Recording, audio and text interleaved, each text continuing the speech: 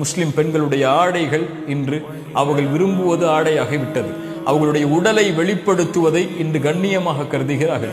அல்லாஹ் அனுமதித்த, அல்லாஹ் அவர்களுக்கு கண்ணியமாக கூறிய ஹிஜாபை அணிவதையெல்லாம் அவர்கள் இன்று இழிவாக பார்த்து விட்டார்கள்.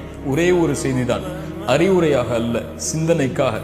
சமூகத்துடைய ஆண்களும் பெண்களும், நானும் நீங்களும் இந்த செய்தியை கொஞ்சம் சிந்தியுங்கள்.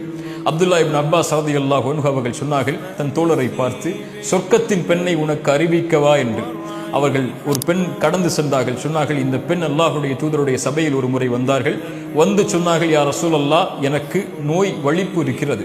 நோய் வலிப்பு ஏற்பட்டால் என் ஆடைகள் விலகிக் கொள்கிறது மக்களுக்கு முன்னால். எனக்காக அல்லாஹ்விடத்திலே துஆ செய்யுங்கள்.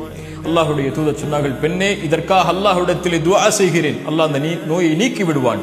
ஆனால் பொறுமையை கடைபிடித்தால் அல்லாஹ் உனக்கு சொர்க்கத்தை கொடுப்பான், தேர்ந்தெடு. அந்த பெண் சொன்னார்கள், யா ரசூலுல்லாஹ், நான் பொறுமை காக்கிறேன், சொர்க்கம் எனக்கு கிடைக்கட்டும். ஆனால் அல்லாஹுடைய தூதரே, நான் மக்கள் மத்தியில் இருக்கும்போது வலிப்பு நோய் ஏற்பட்டால் என் ஆடை விலகிக் கொள்கிறது, நான் என்ன செய்வது?